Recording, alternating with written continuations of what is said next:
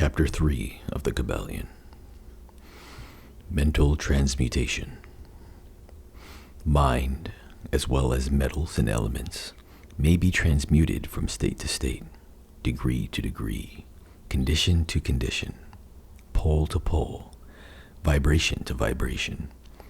True hermetic transmutation is a mental art, the Kybalion. As we have stated, the Hermetists were the original alchemists, astrologers, psychologists, Hermes having been the founder of these schools of thought. From astrology has grown modern astronomy. From alchemy has grown modern chemistry. From the mystic psychology has grown the modern psychology of the schools. But it must not be supposed that the ancients were ignorant of that which the modern schools suppose to be their exclusive and special property. The records engraved on the stones of ancient Egypt show conclusively that the ancients had a full comprehensive knowledge of astronomy, the very building of the pyramids showing the connection between their design and the study of astronomical science.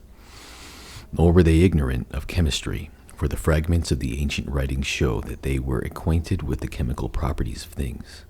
In fact, the ancient theories regarding physics are slowly being verified by the latest discoveries of modern science, notably those relating to the constitution of matter. Nor must it be supposed that they were ignorant of the so-called modern discoveries in psychology. On the contrary, the Egyptians were especially skilled in the science of psychology, particularly in the branches that of modern schools ignore, but which, nevertheless, are being uncovered under the name of psychic science, which is perplexing the psychologists of today, in making them reluctantly admit that there may be something in it after all. The truth is that beneath the material chemistry, astronomy and psychology, that is, the psychology in its phase of brain action, the ancients possessed a knowledge of transcendental astronomy, called astrology, of transcendental chemistry, called alchemy, of transcendental psychology, called mystic psychology.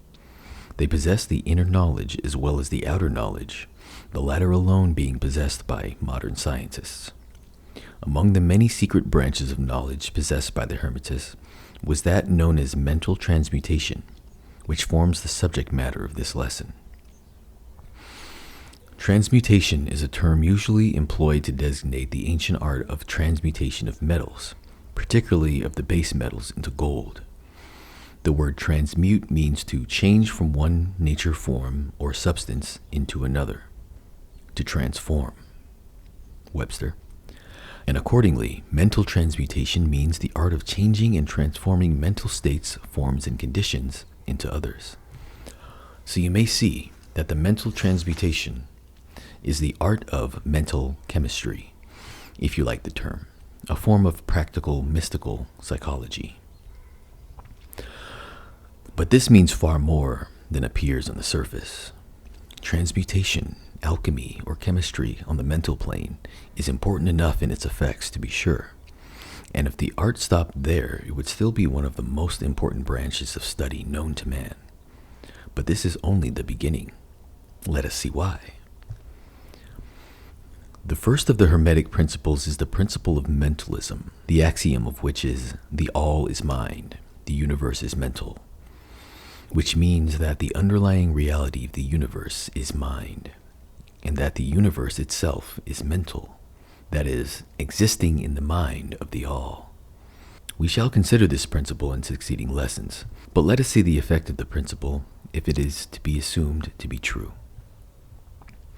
If the universe is mental in its nature, then mental transmutation must be the art of changing the conditions of the universe along the lines of matter, force, and mind. So you see, therefore, that mental transmutation is really the magic of which the ancient writers had so much to say in their mystical works, and about which they gave so few practical instructions. If all be mental, then the art which enables one to transmute mental conditions must render the master the controller of material conditions, as well as those ordinarily called mental. As a matter of fact, None but advanced mental alchemists have been able to attain the degree of power necessary to control the grosser physical conditions, such as the control of the elements of nature, the production or cessation of tempests, the production and cessation of earthquakes, and other great physical phenomena. But that such men have existed and do exist today is a matter of earnest belief to all advanced occultists of all schools. That the masters exist and have these powers, the best teachers assure their students, having had experiences which justify them in such belief and statements. These masters do not make public exhibition of their powers, but seek seclusion from the crowds of men, in order to better work their way along the path of attainment. We mention their existence at this point merely to call your attention to the fact that their power is entirely mental, and operates along the lines of the higher mental transmutation, under the Hermetic principle of mentalism. The universe is mental, the Kybalion. But students and Hermetists of lesser degree than masters, the initiates and teachers, are able to freely work along the mental plane in mental transmutation. In fact, all that we call psychic phenomena, mental influence, mental science, new thought phenomena, etc., operates along the same general lines, for there is but one principle involved, no matter by what name the phenomena be called. The student and practitioner of mental transmutation works along the mental plane, transmuting mental conditions, states, etc., into others, according to various formulas more or less efficacious. The various treatments, affirmations, denials, etc., of the schools of mental science are but formulas, often quite imperfect and unscientific, of the Hermetic art. The majority of modern practitioners are quite ignorant compared to the ancient masters, for they lack the fundamental knowledge upon which the work is based. Not only may the mental states, etc., of oneself be changed or transmuted by Hermetic methods, but also the states of others may be, and are, constantly transmuted in the same way. Usually unconsciously, but often consciously. In cases where the people are affected are not informed of the principles of self-protection. And more than this, as many students and practitioners of modern mental science know, every material condition, depending on the minds of other people, may be changed or transmuted in accordance with the earnest desire, will, and treatments of person desiring change to conditions of life. The public are so generally informed regarding these things at present that we do not deem it necessary to mention the same at length, our purpose at this point being merely to show the Hermetic principle and art underlying all the various forms of practice, good and evil, for the force can be used in opposite directions according to the Hermetic principles of polarity.